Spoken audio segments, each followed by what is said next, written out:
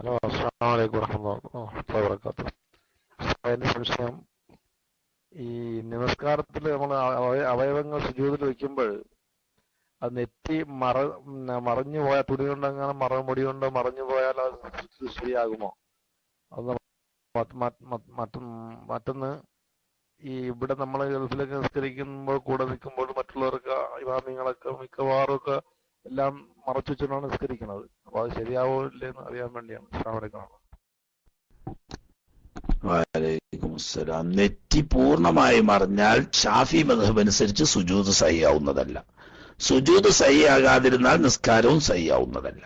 അത് ഷാഫി മദ്ഹബിന്റെ ഹുക്കുമാണ്. മറ്റ് മദ്ഹബുകൾക്ക് അവരുടേതായ ഹുക്കും അനുസരിച്ച് അങ്ങനെ ഒരു ഷർത്തില്ല. മറ്റുള്ളവരുടെ നിസ്കാരം നമ്മൾ നോക്കേണ്ട ആവശ്യമില്ലല്ലോ. നമ്മളെ സംബന്ധിച്ചിടത്തോളം നമ്മൾ ഷാഫി മദ്ഹബുകാരാണ്. ഷാഫി മദ്ഹബ് അനുസരിച്ച് നെറ്റിയുടെ കുറഞ്ഞ ഭാഗമെങ്കിലും മറയില്ലാതെ നിലത്ത് പറ്റിയെങ്കിലേ സുജൂദ് സഹിയാവും. പൂർണ്ണമായി നെറ്റി മറഞ്ഞിട്ടുണ്ട്, മറയില്ലാതെ തീരെ നെറ്റി നിലത്ത് പറ്റിയിട്ടില്ലെങ്കിൽ ആ സുജൂദ് സഹിഹല്ല. സുജൂദ് സഹിയല്ലാതെ വന്നാൽ നിസ്കാരവും സഹിയല്ല. ഇത് ഷാഫി മദ്ഹബിന്റെ അഭിപ്രായമാണ്. നമ്മൾ ഷാഫി മദ്ഹബുകാരാണ്. മറ്റു മദ്ഹബുകാർക്ക് ആ അഭിപ്രായം ഉണ്ടായിക്കൊള്ളണമെന്നില്ല. അതുകൊണ്ട് തന്നെ അവരെ സംബന്ധിച്ച് നമ്മളിപ്പോ അഭിപ്രായം പറയാൻ പോവും വേണ്ട. മറ്റു മദ്ഹബുകളിലൊക്കെ മറയില്ലാതെ നെറ്റിത്തടം വെക്കൽ സുന്നത്തേയുള്ളൂ, ഷർത്തില്ല. പക്ഷെ അവരോട് തുറന്ന് നിസ്കരിച്ചാൽ നമസ്കാരം ശരിയാകുമല്ലോ.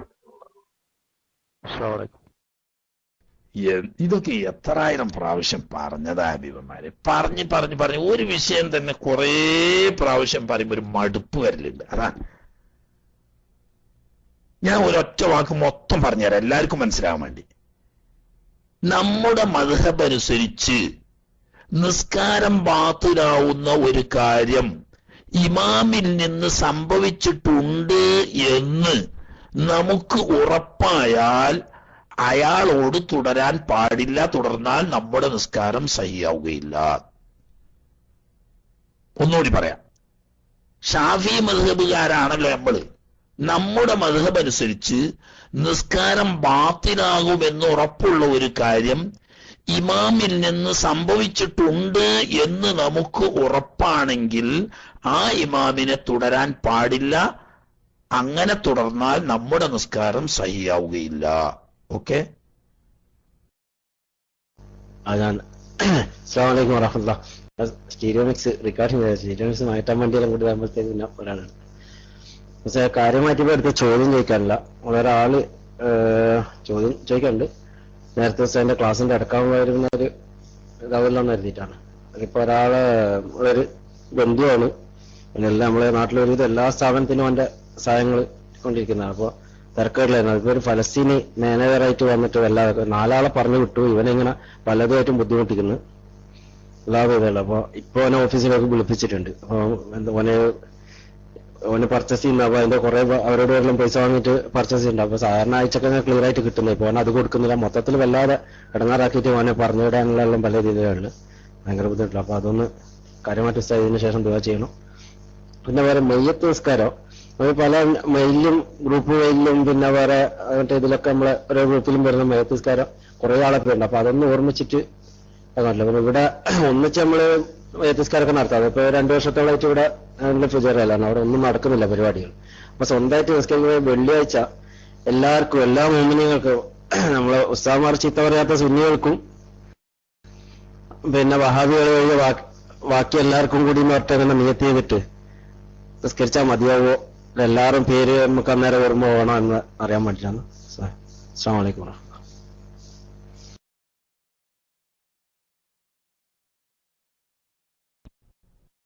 വലൈക്കും അസ്സലാം വറഹ്മത്തുള്ളാഹി.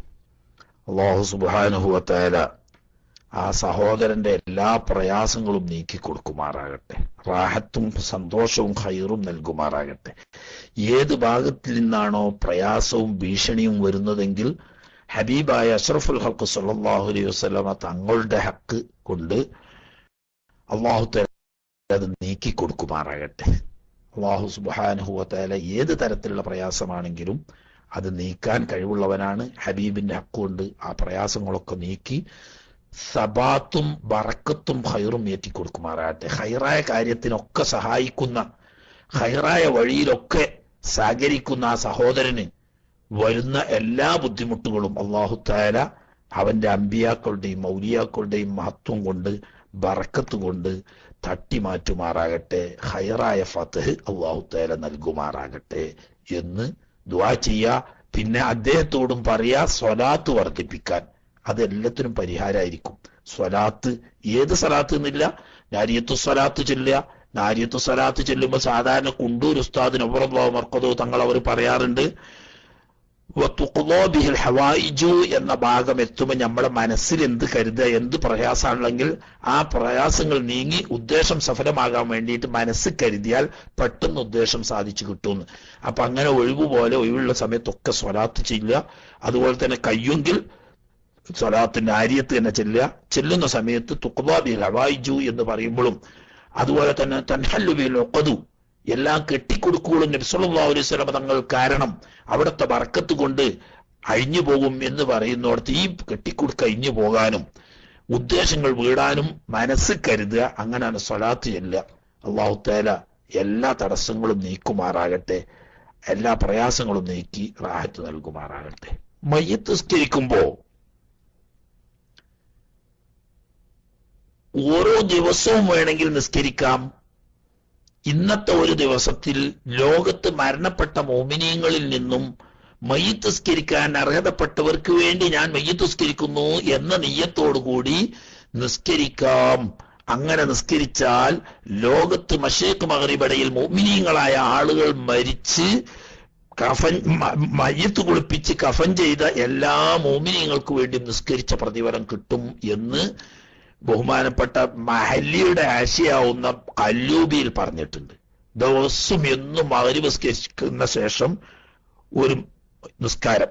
ഇന്നത്തെ ഈ കഴിഞ്ഞ ഒരു ദിവസം മശരിഖ് മഗ്രിബിടയിൽ മരണപ്പെട്ട മോമിനീങ്ങളിൽ നിന്നും മയ്യിത്ത് നിസ്കരിക്കാൻ അർഹതപ്പെട്ട എല്ലാവരുടെ പേരിലും ഞാൻ നിസ്കരിക്കുന്നു എന്ന് നിയ്യത്ത് ചെയ്ത് നിസ്കരിക്കൽ നല്ലതാണ്, സുന്നത്താണ്. അങ്ങനെ നിസ്കരിച്ചാൽ ഈ മുഴുവൻ മോമിനീങ്ങൾക്ക് മയ്യിത്ത് നിസ്കരിച്ച കൂലി കിട്ടും എന്ന് പറഞ്ഞിട്ട് ആ പറഞ്ഞതുപോലെ വെള്ളിയാഴ്ച ജുമാ ദിവസത്തിലോ അതല്ലെങ്കിൽ വെള്ളിയാഴ്ച രാവിലോ ഒക്കെ ഈ ഒരാഴ്ച ലോകത്ത് മരണപ്പെട്ട മോമിനീങ്ങളിൽ നിന്ന് മയ്യിത്ത് നിസ്കരിക്കാൻ അർഹതപ്പെട്ട എല്ലാ മോമിനീങ്ങളുടെ മേലും ഞാൻ മയ്യിത്ത് നിസ്കരിക്കുന്നു എന്ന നിയ്യത്തോടു കൂടി നിസ്കരിച്ചാൽ ഈ മുഴുവൻ ആളുകൾക്കും നിസ്കരിച്ച പ്രതിഫലം കിട്ടും. അങ്ങനെ സുന്നത്തുണ്ട് എന്ന് കല്ലൂബിയിൽ ബഹുമാനപ്പെട്ട ഇമാം അവർകൾ ഉണർത്തിയിട്ടും ഉണ്ട്. ഓക്കെ,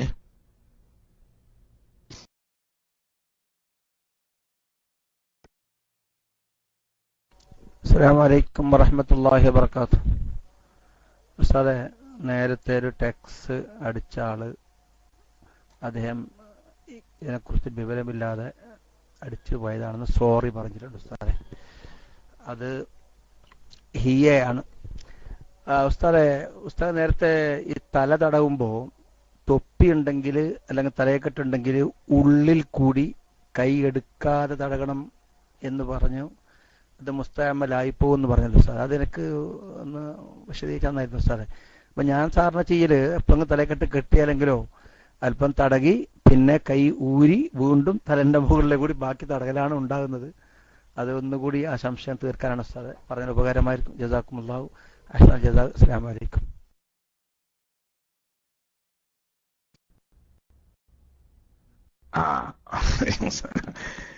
നമുക്ക് ദേഷ്യം ഉണ്ടായിട്ടില്ല. എന്റെ ദേഷ്യം എന്ന് പറഞ്ഞാല് അത് പച്ചവെള്ളത്തിന് തീ പിടിച്ചേക്കാതാ. കാണുമ്പം പറഞ്ഞാൽ കഴിഞ്ഞും ചെയ്ത് പിന്നെ ഉണ്ടാവില്ല. പക്ഷെ അത് അറിവില്ലായ്മയുടെ ലക്ഷണമാണ്. അതെല്ലാരും മനസ്സിലാക്കണം. നമ്മള് ഒരു ദിക്റിന്റെ മജ്ലിസിൽ ഇരിക്കുമ്പോൾ അല്ലെങ്കിൽ ഒരു ഇൽമിന്റെ മജ്ലിസിൽ ഇരിക്കുമ്പോൾ ഒരു ഖുതുബയുടെ മജ്ലിസിൽ ഇരിക്കുമ്പോൾ അതുമായിട്ട് ഷോലാകുകയല്ലാതെ മറ്റ് കാര്യങ്ങളൊന്നും ആയിട്ടപ്പോ ഷോലാകാൻ പാടില്ല. അത് സ്വലാത്ത് എന്ന് പറഞ്ഞ മുന്തിയ സംഗതിയാണ്, വളരെ പ്രധാനപ്പെട്ട കാര്യമാണ്. പക്ഷെ വെള്ളിയാഴ്ച ഖുതുബ ഓതുന്നതിന്റെ സമയത്ത് സ്വലാത്ത് എല്ലാം പാടില്ലല്ലോ, സ്വലാത്ത് എല്ലാം പറയാനും പാടില്ലല്ലോ. എന്നതുപോലെ തന്നെയാണ് നമ്മൾ ഇൽമു പഠിക്കാൻ വേണ്ടിയിട്ടുള്ള ഒരു ദർസിൽ ഒരു ക്ലാസ്സിൽ ഇരിക്കുമ്പോൾ അവനെ സംബന്ധിച്ചിടത്തോളം ഏറ്റവും വലിയ ഹൈറായ ഇബാദത്ത് അതാണ്. അതിന്റെ മേലെ ഒരു ഇബാദത്തും ഇല്ല. ഇപ്പൊ ഒരു ഉദാഹരണം പറയാം. ഒരാള് പള്ളിക്കൽ കുത്തിരുന്നിട്ട് അങ്ങനെ സ്വലാത്ത് ഇല്ല. ഒരു കുട്ടി ഇപ്പുറത്ത് നിന്നിട്ട് ഫാല ഫാല ഫാലു ഫാലത്ത് ഫാലത്ത ഫാലിന ഫാൽത്ത ഫാൽത്തുമാ ഫാൽത്തും ഫാൽത്തി ഫാൽത്തുമാ ഫാൽത്തുന്ന ഫാൽത്തു ഫാലിന അപ്പൊ മറ്റേ കുട്ടി അപ്പൊ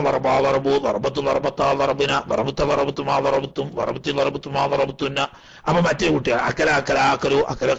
അക്കലത്ത് ഇവിടെ ഏതാ തോനക്കൂലിട്ട ഞങ്ങളെ അഭിപ്രായം?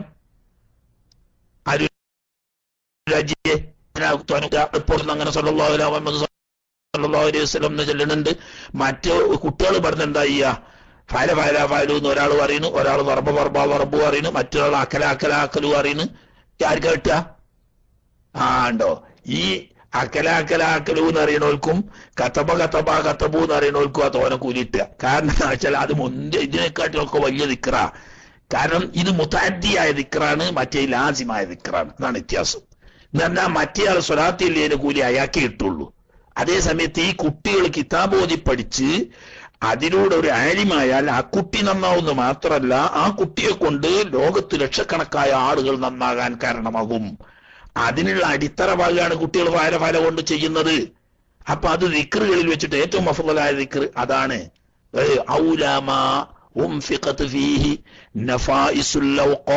ഇമാം നബവി തങ്ങൾ പറഞ്ഞത് കാണാം.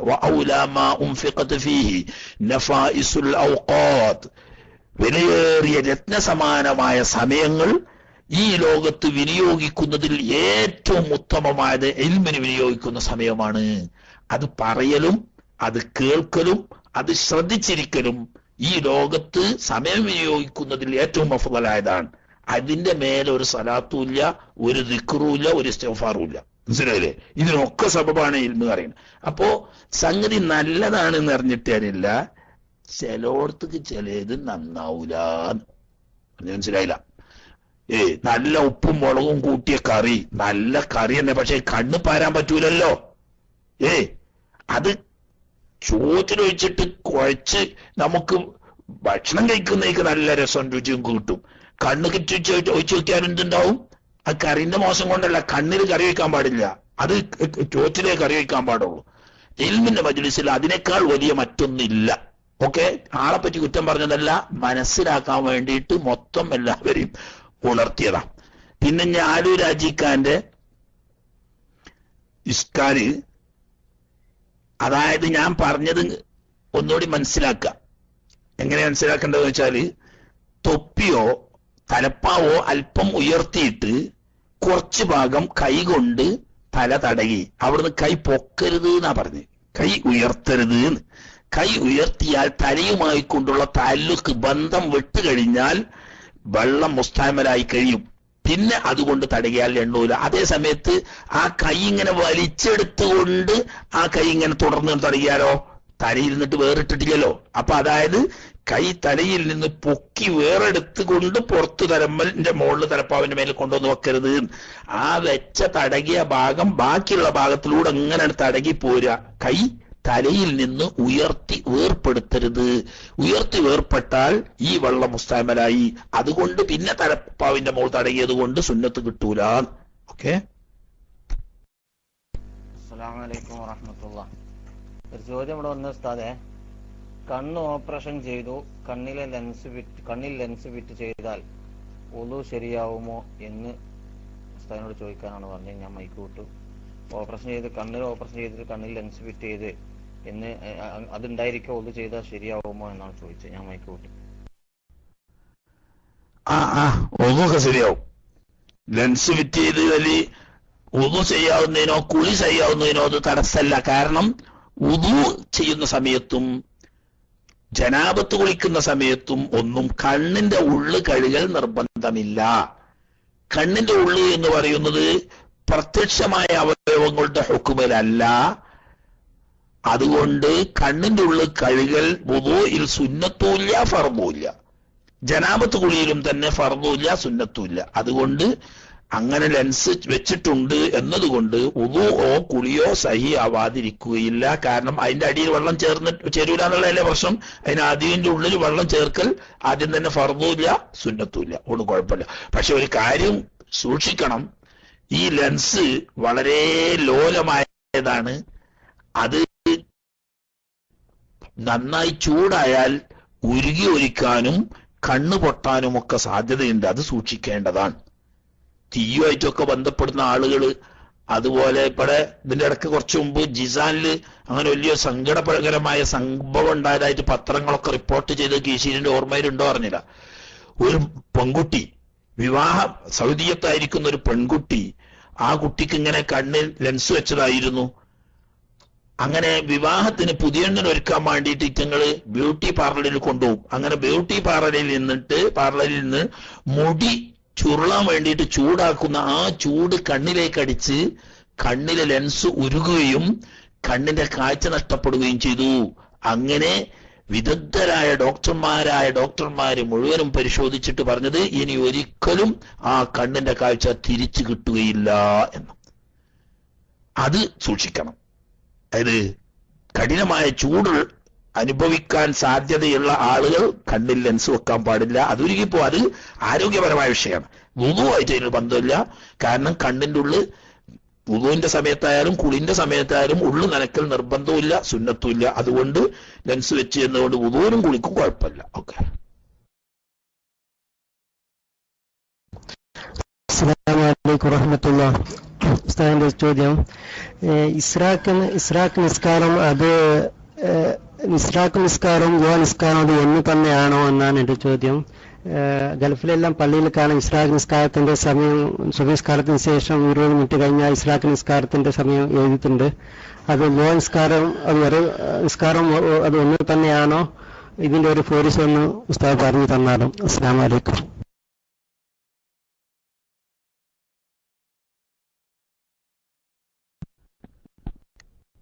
വലൈക്കും അസ്സലാം. ഇസ്രാക്ക് നിസ്കാരം ളുഹ തന്നെയാണ് എന്നാണ് ഫിഖ്ഹിൽ ഇമാമിങ്ങളൊക്കെ മുഅ്തമദാക്കിയത്. ബഹുമാനപ്പെട്ട ഇബ്നു ഹജറുൽ ഹൈതമി റളിയല്ലാഹു തആല അൻഹു തങ്ങൾ പറഞ്ഞത് ഇസ്രാക്ക് നിസ്കാരം എന്നത് ളുഹ സമയം തുടങ്ങിയ ഉടനെ നിസ്കരിക്കുന്ന ളുഹ നിസ്കാരം തന്നെയാണ്. അപ്പൊ ദുഹ നിസ്കരിക്കുന്ന എല്ലാ പുണ്യവും ഇസ്രാക്ക് നിസ്കാരത്തിന് കിട്ടും. തന്നെയല്ല വഖത്ത് കടന്ന ഉടനെ ദുഹായിൽ നിന്ന് 2 റക്അത്ത് നിസ്കരിക്കുക, ബാക്കിയുള്ള 8 റക്അത്തോ അല്ലെങ്കിൽ 10 റക്അത്തോ പിന്നെ റുബോൻ നഹാറിന്റെ സമയത്ത് നിസ്കരിച്ചാൽ രണ്ടും കിട്ടും. എന്നാൽ ഇമാം ഗസാലി റഹ്മത്തുള്ളാഹി അലൈഹി ഉൾപ്പെടെയുള്ള തസവൂഫിന് മുൻഗണന കൊടുക്കുന്ന ഇമാമിയങ്ങൾ പറഞ്ഞത് ദുഹ നിസ്കാരം വേറെ തന്നെയാണ്, ഇസ്രാക്ക് നിസ്കാരം വേറെ തന്നെയാണ്. അപ്പോ ഇസ്രാക്ക് നിസ്കാരം ളുഹ അല്ല എന്ന് വന്നാൽ അത് ആ തുടക്കം അഥവാ സൂര്യൻ ഉദിച്ച് 20 മിനിറ്റ് കഴിഞ്ഞ ഉടനെ നിസ്കരിച്ചെങ്കിലേ ആ സുന്നത്ത് കിട്ടുള്ളൂ. കുറച്ച് താമസിപ്പിച്ചാൽ പിന്നെ ഇസ്രാക്കിന്റെ സുന്നത്ത് കിട്ടൂല, പിന്നെ ളുഹ മാത്രമേ കിട്ടുള്ളൂ. അത് ഗസാലി ഇമാം ഉൾപ്പെടെയുള്ള തസൗഫിന് മുൻഗണന കൊടുക്കുന്ന ഇമാമിയങ്ങൾ ഇസ്രാക്ക് വേറെ തന്നെയാണ്, ളുഹ വേറെയാണെന്ന് പറഞ്ഞിട്ടുണ്ട്. ഇസ്രാക്കിന്റെ മഹത്വം ബഹുമാനപ്പെട്ട നബി സല്ലല്ലാഹു അലൈഹി വസല്ലം തങ്ങൾ പറഞ്ഞതായി ഹദീസിൽ കാണാം. ഒരാൾ സുബഹി നിസ്കരിച്ചതിന് ശേഷം ആ ഇരുന്നിടത്ത് തന്നെ മറ്റുള്ളവർക്ക് ശല്യം ചെയ്യാതെയും വുദൂ മുറിയാതെയും ദിക്റിലായി ഇരിക്കുകയും സൂര്യൻ ഉദിച്ച് 20 മിനിറ്റ് ആവുന്നത് വരെ ഇരിക്കുകയും ഉടനെ 2 റക്അത്ത് ഇസ്രാക്ക് നിസ്കരിക്കുകയും ചെയ്താൽ ഒരു ഹജ്ജും ഉംറയും ചെയ്തതിന് തുല്യമായ പ്രതിഫലം അവന് ലഭിക്കും എന്ന് ഒന്നിലധികം ഹദീസുകളിൽ മഹാനായ നബി സല്ലല്ലാഹു അലൈഹി വസല്ലം തങ്ങൾ പറഞ്ഞതായി കാണാം. അപ്പോ അതിന് വെറും ഇസ്രാക്ക് മാത്രമല്ല, സുബഹി മുതൽക്ക് ഇസ്രാക്കിന്റെ സമയം വരെ ദിക്റിൽ മുഴുകുകയും ഇസ്രാക്കിന്റെ സമയം കടന്ന ഉടനെ 2 റക്അത്ത് ഇസ്രാക്ക് നിസ്കരിക്കുകയും ചെയ്താൽ ഒരു ഹജ്ജും ഒരു ഉംറയും ചെയ്ത പ്രതിഫലം ലഭിക്കും. ഹക്കീം സാഹിബ്, എല്ലാരും മുതലാളിമാരല്ലല്ലോ. ഇസ്ലാം ജനകീയമാണ് എന്ന് പറയാൻ കാരണം അതാണ്. മുതലാളിമാർക്ക് മക്കത്ത് പോയി ഹജ്ജും ഉംറയും ചെയ്യാൻ കഴിയും, സാധുക്കൾക്ക് അത് കഴിയൂലല്ലോ. അപ്പൊ സാധുക്കൾക്ക് അവനാന്റെ പള്ളിക്കൽ ഇരുന്നു കൊണ്ട് എന്നും ഹജ്ജും ഉംറയുടെയും കൂലി കിട്ടണമല്ലോ എന്നതുകൊണ്ടായിരിക്കാം നബി സല്ലല്ലാഹു അലൈഹി വസല്ലം തങ്ങൾ അങ്ങനെ പറഞ്ഞത്. അപ്പൊ മുതലാളിമാരും ഇത് ചെയ്യുകയാണെങ്കിലോന്ന് ഓർക്കും ഹജ്ജും ചെയ്ത കൂലി രണ്ടും കിട്ടും. മറ്റോർക്കും സങ്കടപ്പെടാനില്ല, ഞമ്മക്ക് മക്കത്ത് പോകാനും ഹജ്ജും ഉംറയും ചെയ്യാൻ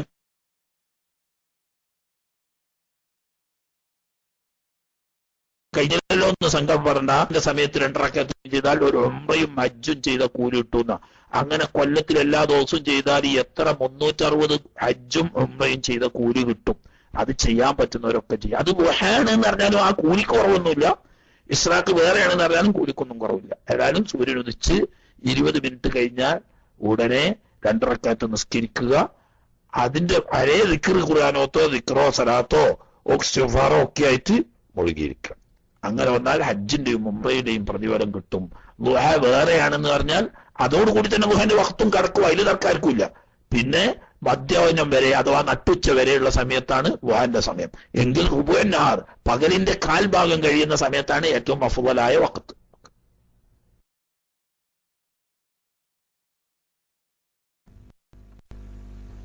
അടുത്തൊരു ചോദ്യം. ഈ ചോദ്യം ചോദിച്ചു എന്നോട് അത് ചോദിക്കാൻ പറഞ്ഞ നിസ്കരിക്കാൻ പോകും. പിന്നെ നിസ്കാരത്തിന്റെ നിയ്യത്തിൽ നിസ്കാരത്തിന്റെ രൂപം മനസ്സിൽ കൊണ്ടുവരണം വരാൻ മറന്നു, അല്ലെങ്കിൽ രൂപം മനസ്സിൽ വന്നില്ല തക്ബീറത്തുൽ ഇഹ്റാമിൽ, എങ്കിൽ നിസ്കാരം ശരിയാവുമോ എന്നാണ് ചോദിച്ചത്. തക്ബീറത്തുൽ ഇഹ്റാമില് നിസ്കാരത്തിന്റെ രൂപം മനസ്സിൽ കൊണ്ടുവരാൻ മറന്നു, അല്ലെങ്കിൽ രൂപം മനസ്സിൽ കൊണ്ടുവന്നില്ല, അങ്ങനെയെങ്കിൽ നിസ്കാരം ശരിയാവുമോ എന്നാണ് ചോദ്യം. ഞാൻ മൈക്ക് വിട്ടു. അസ്സലാമു അലൈക്കും വറഹ്മത്തുള്ളാഹി. പിന്നെ എന്താ അയാളെ നിയ്യത്ത് ചെയ്ത ശരിയെ?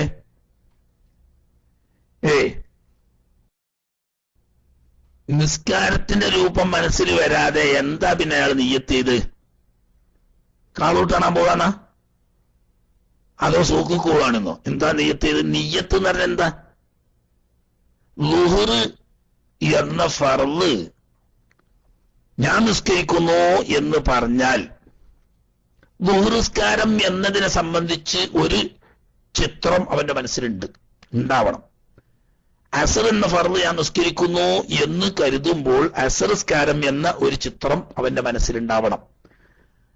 അതുപോലെ തന്നെ മഗ്രിബായാലും ഇശാ ആയാലും സുബ്ഹി ആയാലും ഇന്ന നിസ്കാരം ഫർളാക്കപ്പെട്ട ഇന്ന നിസ്കാരം ഞാൻ നിർവഹിക്കുന്നു എന്ന് പറയുമ്പോൾ അതിന്റെ ഒരു ചിത്രപ്പ് ഉദാഹരണം പറയാ. കുഴിമണ്ണ ജുമാത്തള്ളി വലിയ ജുമാത്തള്ളി എന്ന് പറഞ്ഞു, അല്ലെങ്കിൽ സെക്കൻഡ് സൗത്തിലെ ജുമാത്തള്ളി എന്ന് പറഞ്ഞു, അല്ലെങ്കിൽ ഞങ്ങളെ കാരാട്ടുറമ്പിലെ ജുമാത്തള്ളി എന്ന് പറഞ്ഞു. അപ്പോ വെറും പള്ളി എന്നതിന്റെ അവസ്ഥയല്ല.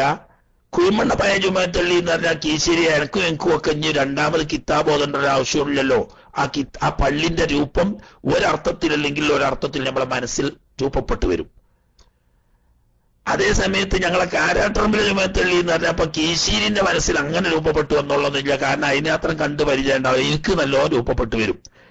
എന്നതുപോലെ ളുഹ്ർ നിസ്കരിക്കുന്ന ഒരു മനുഷ്യന് ഞാൻ ളുഹ്ർ എന്ന ഫർദ് നിസ്കാരം നിർവഹിക്കുന്നു എന്ന് പറയുമ്പോൾ ആ ളുഹ്ർ എന്ന നിസ്കാരത്തിനെ സംബന്ധിച്ചുള്ള ഒരു ചിത്രം അവന്റെ മനസ്സിലുള്ള അതിനായി നിയ്യത്ത് എന്ന് പറയുന്നത്. അതില്ലാതെ പിന്നെ എന്തായാലും പിന്നെ തൊള്ളയോണ്ട് ഇങ്ങനെ ഞാൻ ളുഹ്ർ എന്ന ഫർദ് നിസ്കരിക്കുന്നു എന്ന് തൊള്ളയോണ്ട് പറഞ്ഞാൽ നിയ്യത്താവോ? നിയ്യത്ത് എന്ന് പറഞ്ഞാൽ കൽബിലുണ്ടാകാം. കൽബിൽ നിയ്യത്ത് വരിക എന്ന് പറഞ്ഞാൽ എന്താ? ഇപ്പൊ ഉദാഹരണം പറയാം. ആനാണ് കിശിരിക്ക് നിസ്കരിക്കാൻ പോകാനായിരുന്നു കാരണം ആ കിശിരില്ലെങ്കിൽ ബാക്കിയുള്ള ഒരു വട്ടോളി ആന എന്ന് പറഞ്ഞു. ഈ ആന എന്ന് പറഞ്ഞാല് നമ്മുടെ മനസ്സിലൊരു രൂപം വരും.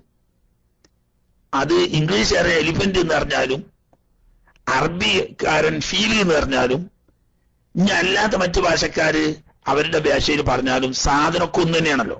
ഈ മനസ്സിൽ വരുന്ന എന്താ? 4 കാലും ഒരു ബാലും മുന്നിലൊരു തുമ്പിക്കൈയും ഓലക്ക പോലത്തെ 2 കൊമ്പും ഒക്കെ ഉള്ള ഒരു ജീവിന്റെ ഒരു രൂപം പേരെന്ത് പറഞ്ഞാലും വരും. ഈ പേരിലല്ല വർഷം മനസ്സിൽ രൂപപ്പെടുന്ന ഈ സാധനം ഉണ്ടല്ലോ എന്നതുപോലെയാണ് നിയ്യത്ത് എന്ന് പറയുന്നാൽ വാക്കല്ല. അത് നമ്മൾ വെറുതെ മനസ്സിലാക്കുകയാണ്. നിയ്യത്ത് എന്ന് പറയുന്നത് ഞാനിപ്പോ സുബി നിസ്കരിക്കുകയാണെന്ന് പറഞ്ഞാൽ സുബി നിസ്കാരത്തിന്റെ ഒരു ചിത്രം ഇതുപോലെ ഈ ആന എന്ന് പറയുമ്പോൾ നമ്മളെ മനസ്സിൽ വരുന്ന ചിത്രം പോലെ. ഇനി അല്ലെങ്കിൽ വേണ്ട തീ എന്ന് പറഞ്ഞു. തീ എന്ന് പറയുമ്പോ നാവിൽ ഓരോ ഭാഷക്കാരും അതിന് പ്രത്യേക വാക്കുകളാ പറയാം. ഈ പറയുന്ന സമയത്ത് ഈ എല്ലാവരുടെ മനസ്സിൽ വരുന്ന ഒരു ചിത്രം ഉണ്ടല്ലോ തീയിന്റെ, ഇതാണ് യഥാർത്ഥത്തിലുള്ള നിയ്യത്ത്. മനസ്സിലായില്ലേ? അപ്പൊ ളുഹ്ർ എന്ന ഫർദ് നിസ്കാരം, അസ്ർ എന്ന ഫർദ് നിസ്കാരം, മഗ്രിബ് എന്ന ഫർദ് നിസ്കാരം, ഇശാ എന്ന ഫർദ് നിസ്കാരം, സുബ്ഹി എന്ന ഫർദ് നിസ്കാരം എന്ന് നാം കരുതുമ്പോൾ അതിന് വരുന്ന മനസ്സിലെ രൂപത്തിനാണ് നിയ്യത്ത് എന്ന് പറയാ. അതുണ്ടെങ്കിലേ നിയ്യത്താവുള്ളൂ.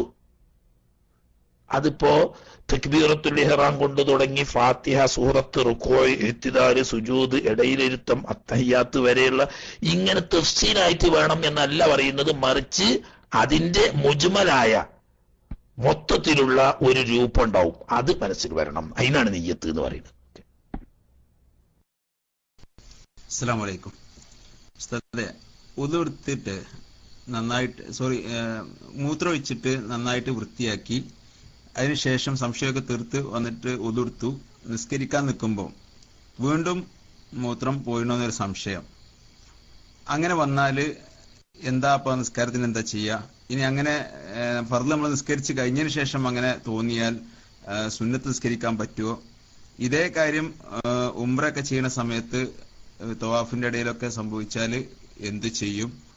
അതുപോലെ സ്ത്രീകൾക്ക് പിന്നെ ഈ അസ്ഥിയുരുക്കം പോലെ വെള്ളപ്പൊക്ക പോലുള്ള ഈ കാര്യത്തിൽ ഇങ്ങനെ സംശയം ഉണ്ടായാൽ എന്താണ് ആ നിസ്കാരത്തിന്റെ, അല്ലെങ്കിൽ വീണ്ടും പോയി ഉതുർക്കേണ്ടി വരുമോ, എന്താ ചെയ്യാമെന്ന് വിശദീകരിക്കണം. ഉംറയിലും അതുപോലെ നിസ്കാരത്തിലും ഒക്കെ ഉണ്ടാകുന്ന ഈ പ്രശ്നം ഒന്ന് വിശദീകരിച്ചിരുന്നു. അസ്സലാമു അലൈക്കും. മൂത്രമൊഴിച്ച് നന്നായി വൃത്തിയാക്കി എന്ന് ഉറപ്പ് വരുത്തി പിന്നെ ഉളു ചെയ്ത് നിസ്കരിക്കുകയും ചെയ്തു. അതിന്റെ ഇടക്ക് മൂത്രം പുറപ്പെട്ടു വന്നൊരു തോന്നൽ മാത്രം. ഈ തോന്നലിന് പ്രസക്തി ഇല്ല. ഇങ്ങനെയുള്ള വരാതിരിക്കാൻ വേണ്ടി ഉളു സുന്നത്ത് നമ്മളേ ഉള്ളൂ. ഉളുവിന്റെ സുന്നത്തുകളുടെ കൂട്ടത്തിൽ കാണാം, ഉളു എടുത്തു കഴിഞ്ഞാൽ ഒരു കോരൽ വെള്ളം കയ്യിലെടുത്ത് ഉടുവസ്ത്രത്തിൽ കൊടയണം. നമ്മുടെ ഗുഹ്യഭാഗത്തിന്റെ നേരെ ഉടുവസ്ത്രത്തിൽ കൊടയണം. ഇതിന് കാരണം പറയുന്നു, അത് ജിബ്രീൽ അലൈഹിസ്സലാം നബി സല്ലല്ലാഹു അലൈഹി വസല്ലം തങ്ങളോട് പ്രത്യേകം കൽപ്പിച്ചതായി ഹദീസിൽ കാണാം. ഇതിന്റെ ഹിക്മത്ത്, അതായത് ഇതിന്റെ തത്വം മഹാന്മാരായ ഇമാമിങ്ങൾ പറയുന്നത് ഇങ്ങനെയുള്ള സംശയങ്ങൾ വരാതിരിക്കാൻ വേണ്ടിയിട്ടാണ്. അവിടെ നനഞ്ഞോ, ഇവിടെ ഉറ്റിയോ, അവിടെ ദായോ എന്ന് തോന്നൽ വരാതിരിക്കാൻ വേണ്ടി ഉളു എടുത്തു കഴിഞ്ഞാൽ അല്പം വെള്ളം കയ്യിലെടുത്തിട്ട് ഈ ഉടുമുണ്ടിൽ, ഈ പ്രത്യേകിച്ച് നമ്മളെ ഗുഹ്യഭാഗത്തിന്റെ നേരെ ഉടുമുണ്ടിൽ കൊടയൽ സുന്നത്തുണ്ട്. അപ്പൊ ആ കൊടഞ്ഞ വെള്ളം കൊടഞ്ഞ കഴിക്കാതെ ഒസ്വാസിന് വഴി വെക്കാതിരിക്കുക. അതേ സമയത്ത് പുറപ്പെട്ടു എന്നുള്ള മിക്കവാറും ധാരണ അല്ലെങ്കിൽ ഉറപ്പുണ്ടെങ്കിൽ ഉദു രണ്ടാമത് ഉറപ്പ് വരുത്തിയിട്ട് അങ്ങനെ പുറപ്പെട്ടു നിന്ന് ബോധ്യപ്പെട്ടാൽ ഉദു എടുക്കണം. നിസ്കാരത്തിന് ഇടയിലാണ് അങ്ങനെ തോന്നിയതെങ്കിൽ അത് പിന്നീട് യഥാർത്ഥത്തിൽ ഉണ്ടായിരുന്നു എന്ന് ഉറപ്പ് വരികയും ചെയ്യുകയാണെങ്കിൽ രണ്ടാമത് വൃത്തിയാക്കിയിട്ട് ചെയ്യണം.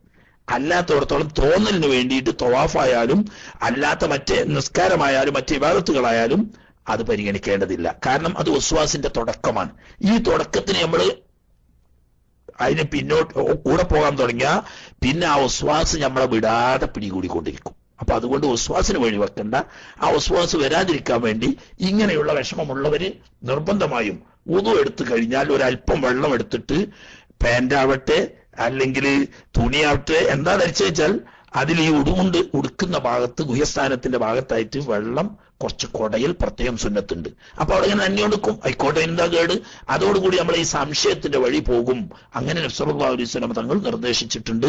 ആ മാർഗം ചെയ്താൽ മതി.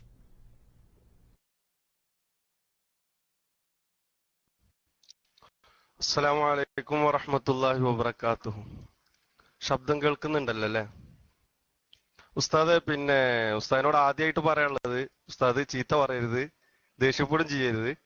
പിന്നെ ചോദിച്ച ചോദ്യം തന്നെയാണ് ചോദിക്കുന്നത്. ഇന്നും ആ ചോദ്യം വന്നിട്ടുണ്ട്. അത് അമൽ ചെയ്യാൻ വേണ്ടി ഉസ്താദിനോട് ചോദിക്കുകയാണ്.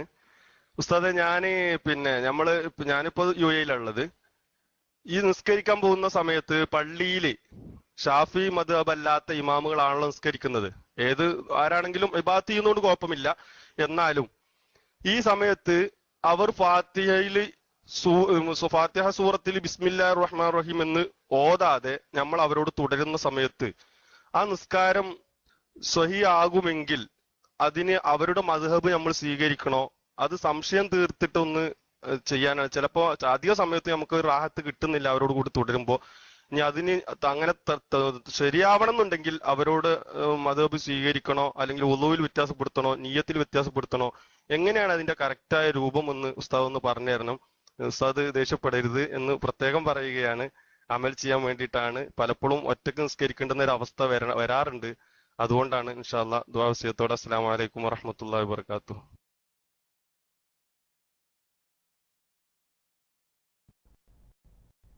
വലൈക്കും അസ്സലാം വറഹ്മത്തുള്ളാഹി വബറകാതുഹു. ചില പുസ്തകന്മാരോട് അടിയും കിട്ടിയെന്ന് വരും. അവർക്ക് സഹിക്കും. തേനെടുക്കുമ്പം ചിലപ്പോ ഈച്ചന്റെ കുത്തുകൊള്ളും. അതുപോലെ തന്നെ ചിലപ്പോ ഈത്തപ്പഴം പറിക്കുമ്പോ ഓലമെന്ന് മുള്ളുത്തും, പനിനീർ പൂ പറിക്കുമ്പോ പന്നീറിന്റെ ചിലപ്പം മുള്ളുണ്ടാവും, ഔത്തും. അതൊക്കെ നീ പറഞ്ഞതാ, മനസ്സിലായില്ലേ? മദ്രസയിൽ പോയിട്ട് മദ്രസയിൽ പോയപ്പോ ഉസ്താദ് ചിലപ്പോ ദേഷ്യം പിടിച്ചിട്ട് അടിയൊക്കെ തരലുണ്ട്. അതൊരു കുറ്റല്ല. അതൊക്കെ നമ്മളെ തെദീബിന് വേണ്ടിയിട്ട് കുട്ടികൾ നന്നായിക്കോട്ടെ എന്ന നിലക്കാണ് ഉസ്താദന്മാര് ദേഷ്യം പിടിക്കുകയോ അടിക്കുകയൊക്കെ ചെയ്യുന്നത്. അതിൽ സന്തോഷിക്കുക വേണ്ട, അതിൽ വെറുക്കൊന്നും വേണ്ട. ഉസ്താദ് വ്യക്തിപരമായ വെറുപ്പ് ഒരു മനുഷ്യനോടുമില്ല. പിന്നെ ചിലപ്പോ എന്തെങ്കിലും അദബിന് വിരുദ്ധമായിട്ട് വല്ലതും കണ്ടാല് സ്നേഹപൂർവ്വമുള്ള ഒരു ദേഷ്യം പിടിക്കല്. അടുത്താണെങ്കിൽ കീശീരിയൊക്കെ എന്റെ അടുത്താണെങ്കിൽ അവന്റെ ചെവി പിടിച്ചൊക്കെ ഞാൻ തിരുമ്പും. അതിന് പോകാൻ വിട്ട് UAE-യിലൂടെ ഒരു പള്ളിന്റെ റൂമ് കുത്തിരുന്ന് കണ്ടായതുകൊണ്ട് ഒരു ധൈര്യം ചെവി പിടിക്കൂലല്ലോ എന്നുള്ള. അത് ഒക്കെ ആ ഒരു സ്നേഹത്തിന്റെ ഭാഗമാണ്, തെദീബിന്റെ ഭാഗമാണ്. കുട്ടികൾ നന്നാട്ടെ എന്നുള്ള സതുദ്ദേശത്തോടു കൂടി ചിലപ്പോ എന്താക്കിന്ന് വരും, ദേഷ്യം പിടിച്ചെന്നൊക്കെ വരും. അതിന് നിങ്ങൾ പേടിച്ചൊന്നും വേണ്ട. നിങ്ങളോട് വെറുപ്പുണ്ടായിട്ടല്ല ദേഷ്യം പിടിച്ചത്. നേരത്തെ ഇപ്പൊ ആരോ ഒരു കുട്ടികള് ഒരു സ്വലാത്ത് നന്നായിട്ട് അടിച്ച്, അത് വിവരമില്ലാത്തതുകൊണ്ട് നല്ല കാര്യമാണെന്നെ അടിച്ച്, അതിപ്പോ ഇനി പേടിച്ചാത്തും ബാക്കിയില്ല. അതുകൊണ്ട് ഇനി ഉസ്താദിന് അയാളോട് വെറുപ്പുണ്ടോ? ഒരു വെറുപ്പുമില്ല. അതൊക്കെ നിന്റെ പറഞ്ഞ പാട്ടാ. അതായത് പറ്റാത്ത എന്തെങ്കിലും കാണുമ്പം തെദീബിന് വേണ്ടിയിട്ട് എന്ന് പറഞ്ഞാൽ കുട്ടികളെ മര്യാദ പഠിപ്പിക്കാൻ വേണ്ടിയിട്ട് ഉസ്താദന്മാര് ചിലപ്പോൾ ശാസിക്കും, ചിലപ്പോൾ ചെറുതായിട്ട് ശിക്ഷിക്കും. അതൊന്നും കുട്ടികളോടുള്ള വെറുപ്പുകൊണ്ടല്ല, സ്നേഹക്കുറവുകൊണ്ടല്ല, മറിച്ച് കുട്ടികൾ നന്നാകാൻ വേണ്ടിയിട്ട് അവരോട് സ്നേഹപൂർവ്വം ചെയ്യുന്ന ചില ശൈലികളാണ്. അതിൽ നിങ്ങൾ പൊറുതിയോടൊന്നും കരുതണ്ട. അത് ദേഷ്യം പിടിച്ചാൽ തന്നെ നിങ്ങൾ കരുതണ്ട. അത് ഉസ്താദ് തെദീബിന് വേണ്ടിയിട്ട് ദേഷ്യം പിടിച്ചതാണ് എന്ന് മനസ്സിലാക്കിയാൽ മതി. അല്ലാതെ വെറുപ്പ് നിങ്ങളോട് ആരോടും ഇൽമു പഠിക്കാൻ വേണ്ടിയിട്ട് വന്നവരാണല്ലോ, മുത്തഅല്ലിമീങ്ങളാണ്. അവരോട് വെറുക്കാൻ പാടില്ല എന്ന് മാത്രമല്ല, അവരെ ബഹുമാനിക്കണം എന്ന് നബി സല്ലല്ലാഹു അലൈഹി വസല്ലം തങ്ങൾ സഹാബാക്കിറാമുകളെ വിളിച്ച് പ്രത്യേകം പറഞ്ഞിട്ടുണ്ട്. പല ഭാഗത്തുനിന്നും വിവരമില്ലാത്ത ആളുകൾ ഇൽമു പഠിക്കാൻ വേണ്ടിയിട്ട് നിങ്ങളെ സമീപിക്കും. അതുകൊണ്ട് അവരുടെ ഉദ്ദേശം നിങ്ങൾ മനസ്സിലാക്കി അവരെ ബഹുമാനിക്കുകയും സ്നേഹിക്കുകയും വേണം എന്ന് പറഞ്ഞതാ. അപ്പൊ ആ ബഹുമാനവും സ്നേഹവും മാത്രമേ നിങ്ങളോടുള്ളൂ. എല്ലാവരോടും നിങ്ങളോട് എന്ന് പറഞ്ഞാൽ ഈ ക്ലാസ്സിൽ വന്ന് കേൾക്കുകയും ചോദിക്കുകയും ഒക്കെ ചെയ്യുന്നവരോട് സ്നേഹവും ബഹുമാനമേ ഉള്ളൂ. കാരണം ഇൽമു പഠിക്കാൻ ആണല്ലോ വന്നത്. അപ്പൊ പിന്നെ ചിലപ്പോ എന്തിനാ ദേഷ്യം പിടിക്കണമെന്ന് ചോദിച്ചാൽ അതങ്ങനെയാണ്. കുട്ടികൾ ഇപ്പൊ നമ്മളെ പ്രിയപ്പെട്ട മക്കള് വികൃതി കാണുമ്പോ ചിലപ്പോ നമ്മൾ ചെവി പിടിച്ച് തിരുമ്പുകയോ തലക്കൊരു മേട്ടം കൊടുക്കുകയൊക്കെ ചെയ്യുമല്ലോ, അല്ലെങ്കിൽ ചെറിയ ചുള്ളനെടുത്തിട്ട് ഒരു അടിയൊക്കെ കൊടുക്കും. അതോട് വെറുപ്പല്ല, സ്നേഹത്തിന്റെ പേരിലാണ് നിങ്ങൾ വെറുപ്പൊന്നും കരുതണ്ട. അപ്പൊ നമ്മളെ മദ്ഹബ് അനുസരിച്ച് ബിസ്മി ചൊല്ലിയിട്ടില്ല എന്ന് ഉറപ്പുണ്ടെങ്കിൽ ഷാഫി മദ്ഹബുകാരായിക്കൊണ്ട് തുടരാൻ പറ്റൂല. അതേസമയത്ത് ബിസ്മി ഓതിയണോ ഇല്ലേന്ന് സംശയമാകുന്നതുകൊണ്ട് കുഴപ്പമില്ല. ഓതിയിട്ടില്ല എന്ന് ഉറപ്പുണ്ടെങ്കിൽ അങ്ങനെയുള്ള ഇമാമുമാരോട് ഷാഫി മദ്ഹബുകാർക്ക് തുടരാൻ പറ്റില്ല. പിന്നെ തുടരണമെങ്കിൽ എന്ത് വേണം? ആ മദ്ഹബ് അനുസരിച്ച് നമ്മൾ തുടരണം. അതിന് ആദ്യം എന്താ വേണ്ടതെന്ന് വെച്ചാൽ ഈ ഇമാമിന്റെ മദ്ഹബ് ഏതാണെന്ന് മനസ്സിലാക്കി നമ്മൾ പഠിച്ചു പോകുന്ന ഷാഫി മദ്ഹബിനെക്കാളും ഉത്തമമായ മദ്ഹബ് അതാണ് എന്ന് നമ്മൾ തീരുമാനിക്കണം. അതിനാണ് മദ്ഹബിനെ തെരഞ്ഞെടുക്കുക, ഇഖ്തിയാർ ചെയ്യാന്നറിയാം. എന്നിട്ട് ആ മദ്ഹബ് അനുസരിച്ച് ആ നിസ്കാരത്തിന്റെ ഷർത്തുകള്, ഫർളുകള്, നിസ്കാരം ബാത്തിലാവുന്ന കാര്യങ്ങൾ എന്നിവ മനസ്സിലാക്കി ആ ഷർത്തുകളും ഫർളുകളും പാലിച്ചുകൊണ്ട് നിസ്കാരം ബാത്തിലാവുന്ന കാര്യങ്ങൾ വരാതെ തുടർന്നെങ്കിലേ ആ മദ്ഹബ് അനുസരിച്ച് തുടരുക എന്ന് പറയുന്നത് പറ്റൂ. നമ്മളെ മദ്ഹബ് അനുസരിച്ച് തന്നെ നമുക്ക് തുടരാ, ഇതൊന്നും വേണ്ട. പക്ഷെ എന്ത് വേണം? ഇമാമിന്റെ അടുക്കൽ നിസ്കാരം ബാത്തിലാവുന്ന കാര്യം വന്നു എന്ന് നമ്മൾക്ക് ബോധ്യപ്പെടാതിരിക്കണം. അതായത് അയാൾ ബിസ്മി ഓതിയിട്ടില്ല എന്ന് നമുക്ക് ഉറപ്പാണ്, എന്നാ പിന്നെ തുടരാൻ പാടില്ല. ഓതിയിട്ട് സംശയമാണ്, എന്നാ കുഴപ്പമില്ലാണ്. അതുപോലെ തന്നെ അയാള് ഒതു എടുത്തതിന് ശേഷം ഗുഹ്യസ്ഥാനം തൊട്ടില്ലെന്ന് സംശയം, അതുകൊണ്ട് കുഴപ്പമില്ല. ഗുഹ്യസ്ഥാനം തൊട്ടതായിട്ട് നമ്മൾ കണ്ടു, എന്നാ തുടരാൻ പറ്റൂല. അതുപോലെ തന്നെ അയാള് ഭാര്യയെ ഉദൂർത്തതിന് ശേഷം ഭാര്യയെ മറയില്ലാതെ തൊട്ടു എന്ന് നമുക്ക് ഉറപ്പാണ്, എന്നാ അയാളോട് തുടരാൻ നമുക്ക് പറ്റൂല. ഇല്ല, തൊടാൻ സാധ്യത ഉണ്ട് എന്ന് തോന്നുന്നു, അതുകൊണ്ട് കുഴപ്പമില്ല. അപ്പൊ നിസ്കാരം ബാത്തിലാവുന്നതായി പെട്ടതാണ് നെറ്റി പൂർണ്ണമായും മറച്ച് സുജൂദ് ചെയ്യുന്ന സമയത്ത് തീരെ നെറ്റി മറയില്ലാതെ വെച്ചിട്ടില്ല എന്ന് ഉറപ്പുണ്ടെങ്കിൽ അയാളോട് തുടരാൻ പാടില്ല. അല്ല, മറ ഉണ്ടെങ്കിലും കുറെ ഭാഗമൊക്കെ മറയില്ലാത്തുണ്ട്, അപ്പൊ ബാക്കി ഭാഗം എവിടെയെങ്കിലും കുറച്ചൊക്കെ മറയില്ലാതെ തന്നെ സുജൂദിൽ പറ്റിയിട്ടുണ്ടാവും എന്ന് തോന്നുന്നുണ്ടെങ്കിൽ പറ്റുകയും ചെയ്യും. അപ്പൊ ബാത്തിലാവുന്ന കാര്യം ഇമാമിൽ നിന്നിട്ട് ഉണ്ടായി എന്ന് ഉറപ്പായാൽ ഷാഫി മദ്ഹബുകാരനായിക്കൊണ്ട് അങ്ങനത്തെ ഒരാളോട് തുടരാൻ പറ്റൂല. പിന്നെ രണ്ടാമത്തെ വഴി ആ മദ്ഹബ് സ്വീകരിക്കാനാ. അയാളെ മദ്ഹബ് ഏതാണെന്ന് നമ്മൾ അന്വേഷിക്കുകയും ആ മദ്ഹബ് അനുസരിച്ച് ആ നിസ്കാരത്തിന്റെ ഷർത്ത്, ഫർള്, ബാത്തിലാവുന്ന കാര്യം എന്നിവ മനസ്സിലാക്കുകയും എന്നിട്ട് ഷർത്തും ഫർളും പാലിക്കുകയും ബാത്തിലാവുന്ന കാര്യത്തിൽ നിന്നിട്ട് വിട്ടുനിൽക്കുകയും ചെയ്തെങ്കിലേ ആ മദ്ഹബ് അനുസരിച്ചുള്ള തുടർച്ച സഹിയാവൂ. അതിന്റെ മുമ്പ് ആദ്യം എന്ത് വേണം? മദ്ഹബ് ഇഖ്തിയാർ ചെയ്യണം. ഇഖ്തിയാർ ചെയ്യാന്ന് പറഞ്ഞാൽ നമ്മളെ മദ്ഹബിനെക്കാട്ടിലും ഈ മദ്ഹബാണ് കൂടുതൽ മെച്ചം, ഉത്തമം എന്ന് നമ്മൾ മനസ്സാംഗീകരിക്കണം. അതിനാണ് ഇഖ്തിയാർ എന്ന് പറയുന്നത്. ഓക്കെ.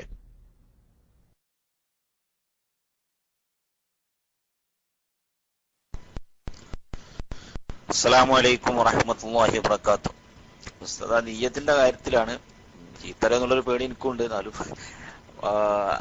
ഈ നിയ്യത്ത് നമ്മൾ ഈ വലിയ ശുദ്ധിയുള്ള ഒരാളൊക്കെ ഇപ്പൊ സാധാരണ വലിയ ശുദ്ധി അല്ലെങ്കിൽ ഇപ്പൊ സ്ത്രീകൾ അയർന്ന് കഴിഞ്ഞിട്ട് കുളിക്കുമ്പോൾ നമ്മൾ ആ ഒരു അയർന്ന് കഴിഞ്ഞ് അയർന്ന് പൂർത്തിയായിക്കണു ആ ഉദ്ദേശത്തിൽ, അല്ലെങ്കിൽ വലിയ ശുദ്ധിക്കാരൻ രാത്രി പെട്ടെന്ന് എണീറ്റ് കുളിക്കുകയാണ്, ആ ഉദ്ദേശത്തിൽ തന്നെ കുളിക്കുന്നുണ്ട്. പക്ഷെ നമ്മൾ പ്രത്യേകമായിട്ട് നിയ്യത്ത് കരുതിയിട്ടോ പറഞ്ഞിട്ടോ ഒന്നുമില്ല. പക്ഷെ നമ്മൾ പോകേണ്ടതും പ്രവർത്തിക്കേണ്ടതൊക്കെ ആ നേരത്ത് കുളി അല്ലാത്തൊരു സമയമാണ്. കുളിക്കുന്നത് ആ ഒരു ഉദ്ദേശത്തിലാണേനു.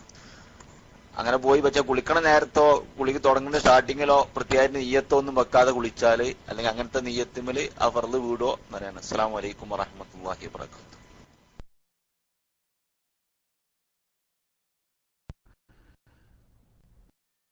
വഅലൈക്കും അസ്സലാം വറഹ്മത്തുള്ളാഹി. മക്കത്തേക്ക് എനിക്ക് ഇവിടെ എളുപ്പമാണ്. UAE പോകാൻ അത്ര ബുദ്ധിമുട്ടുണ്ടാവില്ല. മനസ്സിലായോ? അപ്പോ മക്കത്തുനിന്ന് കണ്ടാ ഞാൻ ചെവി പിടിച്ച് തിരുമ്പും. ആ പ്രശ്നം ഇവിടുന്നാവുമ്പോ UAE-ക്കാർക്ക് പേടിച്ചാലില്ല. ഒരു വിസ അയച്ചു തരാൻ എനിക്കവിടെ പോകാൻ കഴിയൂലല്ലോ. അപ്പൊ ഓൾക്ക് അവിടുന്ന് എന്ത് ധൈര്യമായിട്ട് പറയാം. എന്നാലും ആട്ടെ, നിയ്യത്ത് എന്ന് പറയുന്നത് നമ്മൾ നല്ലോണം മനസ്സിലാക്കാൻ നമ്മൾ ഖൽബ് കൊണ്ട് ചെയ്യുന്ന ഒരു പ്രവൃത്തിയാവുന്നു. ബോധപൂർവം നമ്മൾ ചെയ്യേണ്ട ഒരു പ്രവൃത്തിയാവുന്നു നിയ്യത്ത്. നിയ്യത്തിനെ പറ്റി ഇമാം നവവി റഹ്മത്തുള്ളാഹി അലൈഹി തങ്ങൾ പറഞ്ഞത് അന്നിയ്യത്തു അൽ ഖസ്ദു ബിൽ ഖൽബി, മനസ്സുകൊണ്ട് കരുതി ഉറപ്പിക്കലാണ്. മനസ്സുകൊണ്ട് കരുതി ഉറപ്പിക്കലാണ് അതിനാ നിയ്യത്ത്. അതില്ലാതെ പെലച്ചക്ക് നീച്ചപ്പോ ചോറ് സാധാരണ സമയത്ത് ചോറ് വയ്ക്കലില്ല. അപ്പൊ പെലച്ചക്ക് നീച്ചതും ചോറ് തിന്നതും നോമ്പ് വെക്കാൻ വേണ്ടിയാണ് എന്നുള്ളത് ആർക്കതിരിയാത്തത്? അതിന്റെ പുറമെ നാളത്തെ ഫർളാക്കപ്പെട്ട റമളാനിലെ നാളത്തെ നോമ്പ് അല്ലാഹു തആലക്ക് വേണ്ടി ഞാൻ നോറ്റുകൂട്ടുന്നു എന്ന് പ്രത്യേകം കരുതേണ്ടതുണ്ടോ? പള്ളിയൊക്കെ പോകുമ്പോ തന്നെ നിൽക്കിരിക്കാനാണ് അറിയാം.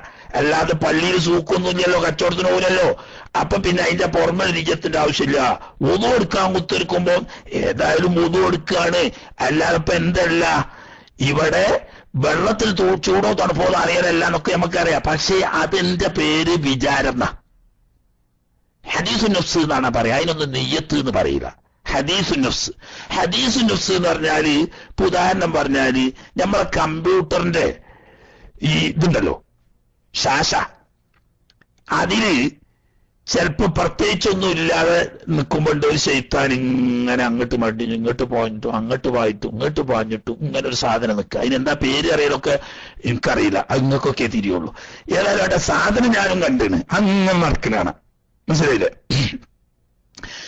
ഈ സ്ക്രീനിൽ ഇങ്ങനത് ഒരാളൊന്നും ചെയ്യണ്ട. അത് അങ്ങോട്ട് നടന്ന് ഇങ്ങോട്ട് നടന്ന് അങ്ങോട്ട് നടന്ന് ഇങ്ങോട്ട് നടന്ന് അങ്ങേ തലക്കൽ മുട്ടി എന്നതുപോലെ നമ്മളെ കൽബിനുള്ള ഒരു പ്രത്യേകത എന്താന്ന് വെച്ചാൽ ഉണർന്നിരിക്കുമ്പോഴൊക്കെ അത് ഇങ്ങനെ ചലിച്ചു കൊണ്ടിരിക്കും. അതിന് പറയാ ഹദീസുൻ നഫ്സ് എന്നാ. അങ്ങനെ അത് പറഞ്ഞോട്ടെ.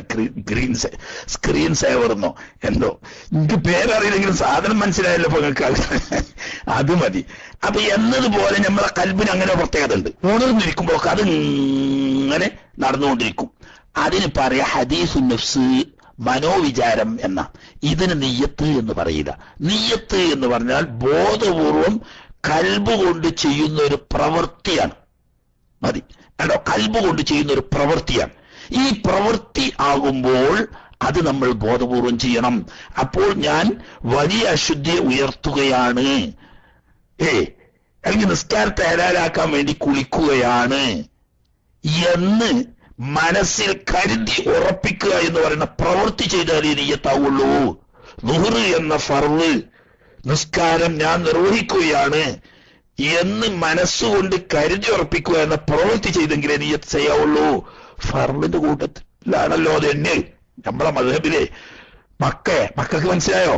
നമ്മൾ നിസ്കാരത്തിലെ ഫർളുകളിൽപ്പെട്ട ഒരു ഫർളായിട്ടാണല്ലോ ഫർളുകളൊക്കെ പ്രവർത്തികളാണ്. അത് നാവ് കൊണ്ടുള്ള പ്രവൃത്തിക്ക് കൗലിയായ ഫർദ് എന്ന് പറയും, അവയവങ്ങളെ കൊണ്ടുള്ള പ്രവൃത്തിക്ക് ഫീലിയായ ഫർദ് എന്ന് പറയും, കൽബ് കൊണ്ടുള്ള പ്രവൃത്തിക്ക് കൽബിയായ ഫീൽ, ഒക്കെ ഫീലുകളെ പ്രവൃത്തികളാണ്. അപ്പൊ കൽബ് കൊണ്ട് മനഃപൂർവ്വമുള്ള പ്രവൃത്തിയാണ് നിയ്യത്ത് എന്നതുകൊണ്ട് ആ പ്രവൃത്തി എന്ന നിലക്ക് ബോധപൂർവം ചെയ്തെങ്കിലേ നിയ്യത്താവൂ. അല്ലാതെ പറഞ്ഞതിലൊരു അത്താഴത്തിന് എഴുന്നേറ്റപ്പം നോൻപ് വിൽക്കാണ് എന്നറിയാത്തവരുണ്ടാവില്ല, പിന്നെന്തിനാ നിയ്യത്ത്, അതൊരു ബിജാരാണ്, ഹദീസുൻ നഫ്സാണ്. പള്ളിയൊക്കെ പോകുമ്പോൾ നിസ്കരിക്കാനാണെന്ന് അറിയാ, അത് ഹദീസുൻ നഫ്സാണ്. അത് നമ്മളെ മനഃപൂർവ്വമുള്ള പ്രവൃത്തിയല്ല, കൽബ് കൊണ്ടുള്ള പ്രവൃത്തിയാണ് നിയ്യത്ത് എന്നത്. അതെന്താണ്, നമ്മൾ ഇന്ന പ്രവൃത്തി ചെയ്യുന്നു എന്ന് കരുതി ഉറപ്പിക്കലാണ്.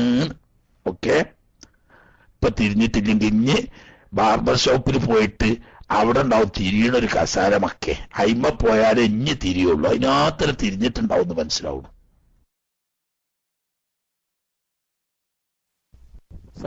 കേൾക്കുന്നുണ്ടാവില്ലേ ഉസ്താദെ? വക്താകുന്നതിന് മുമ്പ് ജുമാ തുടങ്ങിയാൽ ആ ജുമായിൽ പങ്കെടുത്ത ജമാഅത്തിന് കൂലി കിട്ടുമോ? ഏകദേശം ഒരു 12 മണിക്കാണ് ജുമാ എങ്കിൽ 11:55 തുടങ്ങും. ഞാൻ അവിടെ സൗദിയിലാണ് ഉള്ളത്. അപ്പൊ ആ ജുമായിൽ തുടർന്നാൽ ശരിയാകും. അസ്സലാമു അലൈക്കും.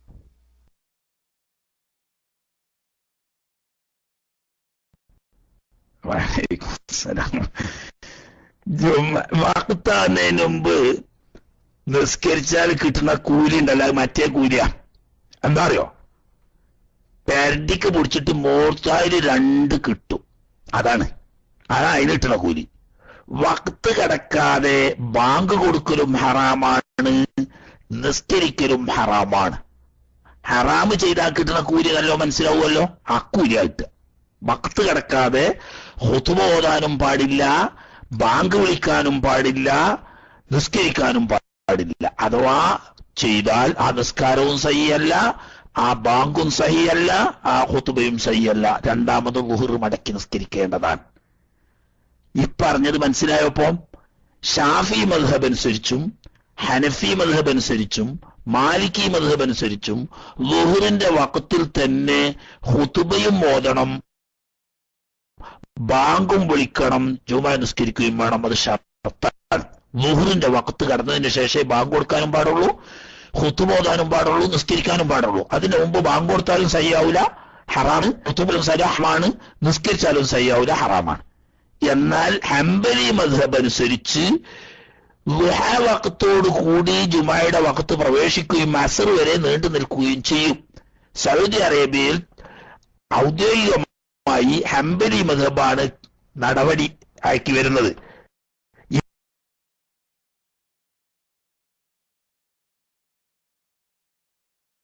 എങ്കിലും അധിക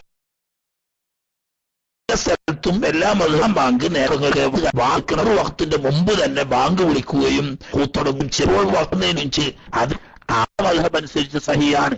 ആ മദ്ഹബാണ് ശരി എന്ന് തഖ്രീദ് ചെയ്യുകയും അവരുടെ മദ്ഹബ് അനുസരിച്ച് നിസ്കാരം സഹിയാകാൻ ആവശ്യമാവുന്ന നിസ്കാരത്തിന് ഷർത്തുകളും ഫർദുകളും പാലിക്കുകയും അവരെ മദ്ഹബ് അനുസരിച്ച് നിസ്കാരം ബാത്തിലാവുന്ന കാര്യങ്ങൾ വരാതെ സൂക്ഷിക്കുകയും ചെയ്തുകൊണ്ട് ആ മദ്ഹബാണ് ശരി എന്ന് ഇഖ്തിയാർ ചെയ്ത ഒരു മനുഷ്യനെ സംബന്ധിച്ച് അതിൽ തുടർന്ന് നിസ്കരിക്കാവുന്നതാണ്.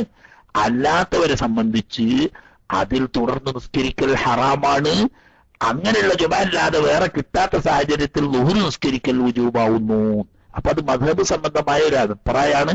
ഹംബലി മദ്ഹബിൽ ളുഹാ വഖത്ത് മുതൽ ജുമാന്റെ വഖത്ത് കടക്കും, എന്നിട്ട് അസർ വരെ നീണ്ടുക്കും. അപ്പൊ അതനുസരിച്ച് ഓല മദ്ഹബിൽ ഇപ്പോ ളുഹറിന്റെ മുമ്പ് തന്നെ ഖുതുബ ഓതി നിസ്കാരം കഴിഞ്ഞാലും ളുഹാ വഖത്തായിട്ടുണ്ടല്ലോ, സഹിയാവും. ആ മദ്ഹബ് തഖ്ലീദ് ചെയ്തവർക്കും സഹിയാവും. ഷാഫി മദ്ഹബ് തഖ്ലീദ് ചെയ്തുകൊണ്ട് അതിൽ തുടരാനോ ആ നിസ്കാരത്തിൽ പങ്കെടുക്കാനോ പാടില്ല, ഹറാമാണ്. നമ്മൾ ളുഹർ നിസ്കരിക്കുകയാണ് വേണ്ടത്.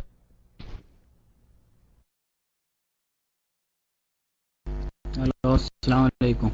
കേൾക്കുന്നുണ്ടോ ഉസ്താദേ?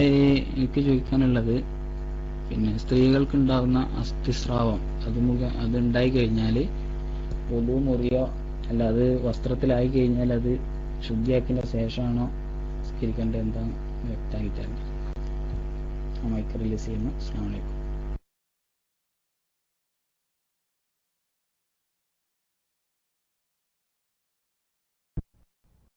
വെള്ളപോക്ക് എന്ന് പറയുന്നത് ഗുഹ്യഭാഗത്തിന്റെ ഉൾവശത്ത് നിന്ന് പുറപ്പെടുന്നതായതുകൊണ്ട് അത് പുറപ്പെട്ടാൽ വുദൂഉള്ള സമയത്താണെങ്കിൽ മൂത്രം പുറപ്പെട്ടതുപോലെ തന്നെ മുൻദ്വാരത്തിലൂടെയോ പിൻദ്വാരത്തിലൂടെയോ സ്വന്തം മനിയല്ലാത്ത എന്ത് പുറപ്പെട്ടാലും വുദൂ മുറിയുമല്ലോ. ആ നിലക്ക് വുദൂഉള്ള സമയത്താണ് ഈ വെള്ളപോക്ക് എന്ന് പറയുന്ന സാധനം പുറപ്പെട്ടതെങ്കിൽ വുദൂ മുറിയും. വസ്ത്രത്തിലായാൽ അത് ഉള്ളിൽ നിന്ന് ഗുഹ്യസ്ഥാനത്തിൽ നിന്ന് പുറപ്പെട്ട വസ്തു ആയതുകൊണ്ട് അത് നജസാണ്, കഴുകേണ്ടി വരും. അതിൽ റുതൂബത്തുൽ ഫർജ് എന്ന് പറയുന്ന ലൈംഗികോദ്ധാരണത്തിന്റെ ആദ്യ ദശയിൽ അല്ല, ലൈംഗികോദ്ധാരണം ആ ശക്തിപ്പെടുന്ന സമയത്ത് സ്ത്രീകളുടെ ഗുഹ്യഭാഗത്ത് ഉണ്ടാവുന്ന ഒരു കൊഴുത്ത ദ്രാവകമുണ്ട്. അത് പറയാ റുതൂബത്ത് എന്നാണ്, റുതൂബത്തുൽ ഫർജ് എന്ന് പറയും. അത് ത്വാഹിറാണ്, അത് വിയർപ്പിന്റെ ഹുക്കുമാണ്. അത് ശരീരത്തിലായാൽ അല്ലെങ്കിൽ വസ്ത്രത്തിലായാൽ കഴുകൽ നിർബന്ധമില്ല, അത് ത്വാഹിറാണ്, വിയർപ്പിന്റെ ഹുക്കുമാണ്. അല്ലാത്ത ഏത് വസ്തുവും മലം മൂത്രം മാത്രമല്ല എന്നതുപോലെ തന്നെ ഗുഹ്യഭാഗത്തിനകത്ത് നിന്ന് പുറപ്പെടുന്ന ഈ വെള്ളപോക്കും നജസാണ്. വസ്ത്രത്തിൽ എവിടെയെങ്കിലും ആയാൽ അല്ലെങ്കിൽ ശരീരത്തിലായാൽ അത് കഴുകണം. വുദൂഉള്ള സമയത്താണെങ്കിൽ വുദൂ മുറിയും. അസ്സലാമു അലൈക്കും. നേരത്തെ ചോദിച്ചത് ഇപ്പൊ മുമ്പ് ചോദിച്ച ചോദ്യമായിട്ട് ബന്ധപ്പെട്ട ചോദ്യം തന്നെയാണ്. പിന്നെ ഈ അസ്ഥിസ്രാവം പോലുള്ള വിഷയങ്ങള് നിസ്കാരത്തിന്റെ ഇടയ്ക്ക് അതുപോലെ ഈ തവാഫിന്റെ ഇടയ്ക്കൊക്കെ സംഭവിച്ചപ്പോ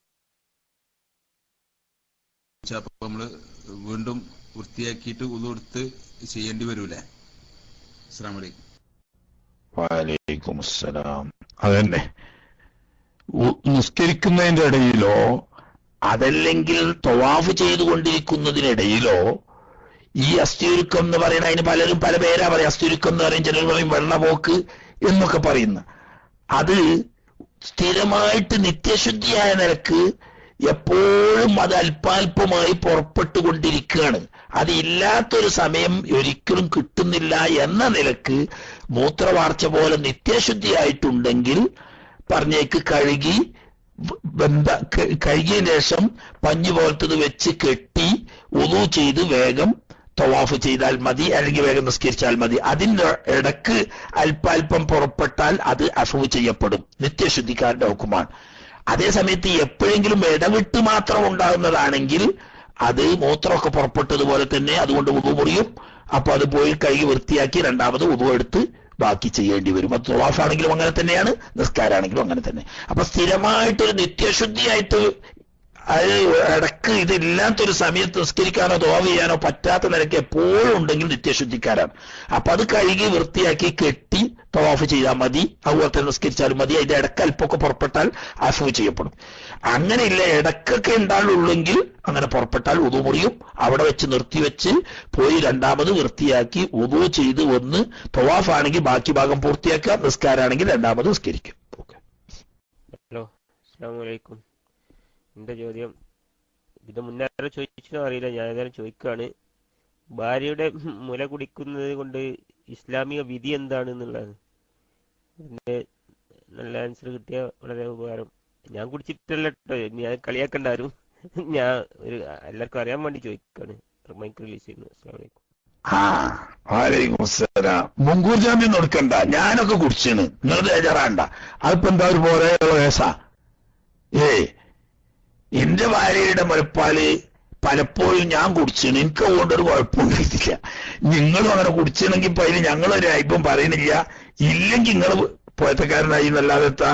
പക്ഷെ കുട്ടിക്ക് കിട്ടാത്ത നിലക്ക് മുഴുവൻ കുടിച്ചിക്കാണ്ട് കുട്ടിനടങ്ങാറാക്കരുത് മാത്രം.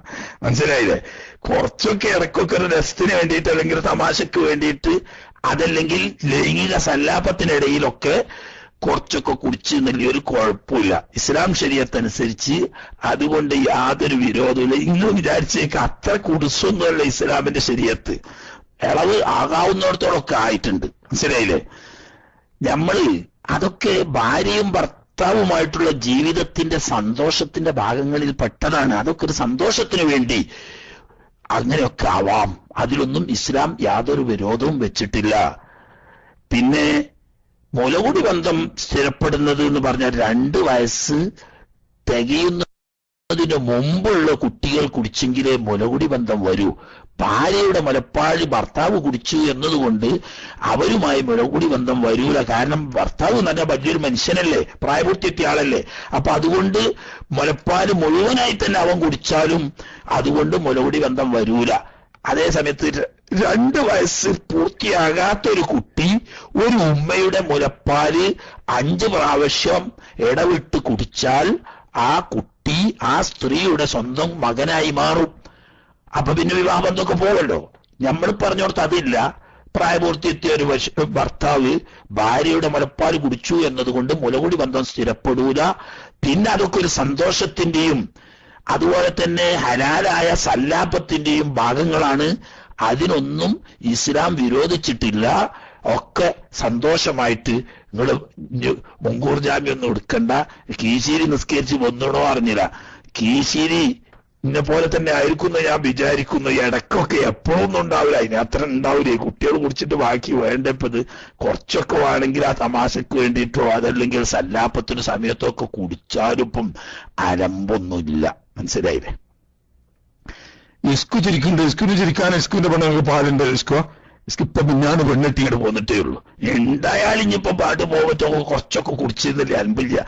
ഉസ്താദ് കുടിക്കാൻ പറഞ്ഞെന്ന് പറഞ്ഞാൽ കുട്ടിയുടെ പട്ടിണിയാക്കരുത് മാത്രം. അല്ല പിന്നെ നമുക്ക് ടേസ്റ്റ് അറിഞ്ഞ് കുടിക്കാൻ പറ്റുന്ന നേരത്തെ നമ്മള് കുടിക്കാക്ക. പിന്നെ ചെറിയ കുട്ടിയാകുമ്പോൾ നമുക്ക് അതിന്റെ ടേസ്റ്റ് അത്രത്തോളം അറിയില്ലല്ലോ. വലുതാവുമ്പോഴല്ലേ ഇപ്പൊ അതിനെ കുറിച്ച് നമുക്ക് ശരിക്കും ടേസ്റ്റ് എഫക്ട് ചെയ്യുള്ളൂ. അപ്പൊ പിന്നെ നമ്മളത് വേറെ ഓടി പോയല്ലോ കുടിച്ചു അവനാൻ്റെ അല്ലേ. അപ്പം കുടിച്ചിന് ഉസ്താദേ അതൊക്കെ അതിന്റെ ടേസ്റ്റ് ഒക്കെ ശരിക്കും അറിഞ്ഞിട്ടുണ്ട്. അപ്പോ പിന്നെ ഇപ്പൊ ഉസ്താദന്മാരിങ്ങനെ ധൈര്യം പറയുമ്പോൾ നമുക്ക് എന്തിനാ പേടിക്കണത്? ഇതുപോലൊക്കെ കേൾക്കണമുണ്ടല്ലോ. നമുക്ക് അടി കിട്ടുന്നുള്ള പേടിയൊന്നുമില്ല. നമുക്ക് തെളിവ് പറയാലോ, സനത് ഉണ്ടല്ലോ ഇതിനൊക്കെ. അപ്പൊ അതൊക്കെ കുടിച്ചു നോക്കണം. ഇഷ്കു ഇപ്പൊ അതിനിപ്പോ അത് അവിടെ പോയി പോന്നിട്ടോ എർത്ത് കൂടെ ഒക്കെ പോയി പോന്നിട്ടോ അനുഭവിച്ചിട്ട് ശരിക്കും ഇനി എന്തെല്ലാം അനുഭവിക്കാണ്ട് ഇഷ്കുന്. അതൊക്കെ ഒരു സംഗതിയാണ്. അപ്പൊ ഇൻഷാ അല്ലാഹ് ചോദ്യത്തിലേക്ക് പോവാം. ഒരു ചോദ്യം ഉംറക്ക് പോയാൽ തവാഫിന് ശേഷം അവിടെയുള്ള സുന്നത്ത് നിസ്കാരം സ്ത്രീകൾക്ക് സുന്നത്തുണ്ടോ? അതേപോലെ തന്നെ പിന്നെ മസ്ജിദുൽ നബവിയിൽ പച്ച മുസല്ലയിലും നിസ്കരിക്കൽ സുന്നത്തുണ്ടോ എന്നാണ് ചോദ്യം. നമ്മൾക്ക് വിട്ടു. പള്ളിയിൽ മസ്ജിദുൽ ഹറാമിൽ തവാഫ് ചെയ്യണമെങ്കിൽ മസ്ജിദുൽ ഹറാമിൽ പ്രവേശിക്കണമല്ലോ.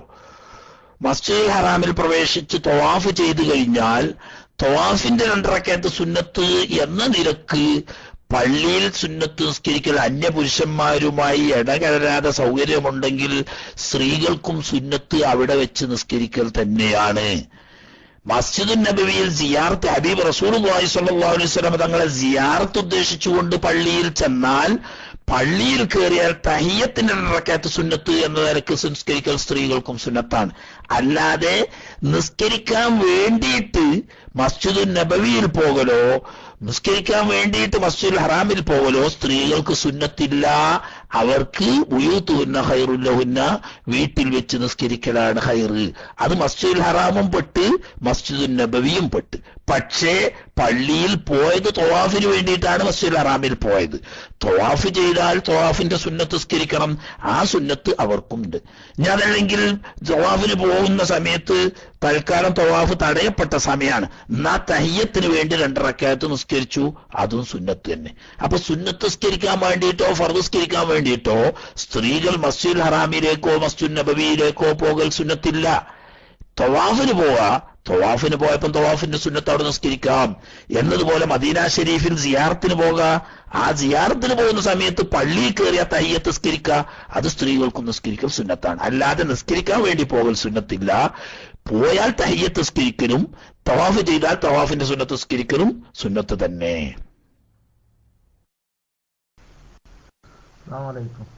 കേൾക്കുന്നുണ്ടല്ലോ. അത് 2 കുല്ലത്ത് വെള്ളം എന്ന് പറഞ്ഞാൽ കറക്റ്റ് എത്ര ലിറ്റർ ആണ്?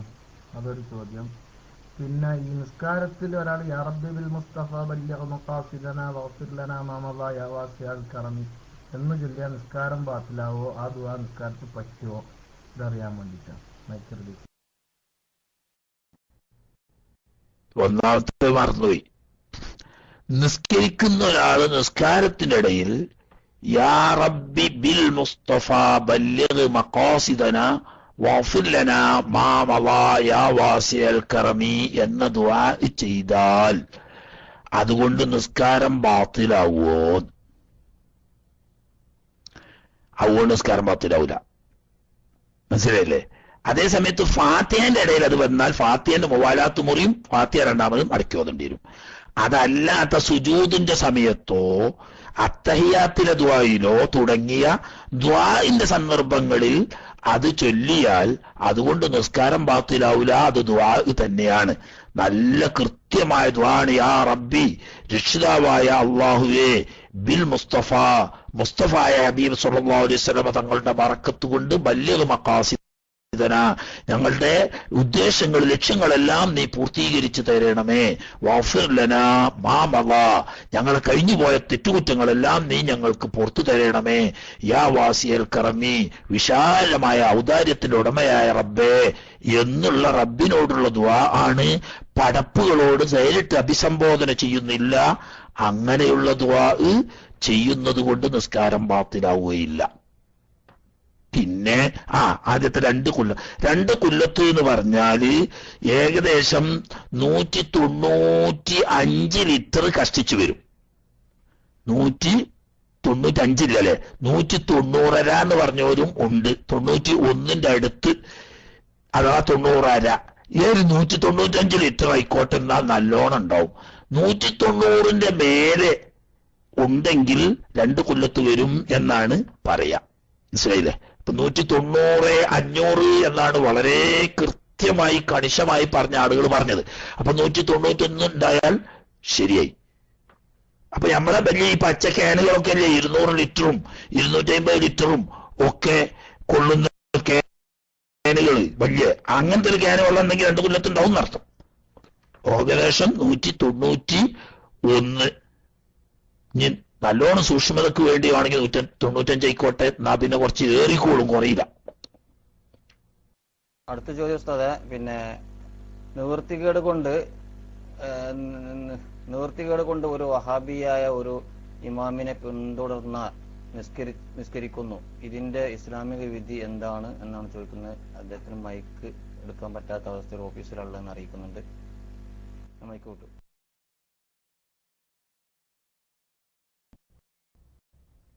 വഹാബികൾ നമ്മളെ നാട്ടിലെ വഹാബിയാണെങ്കിൽ തുടരാൻ പറ്റൂല.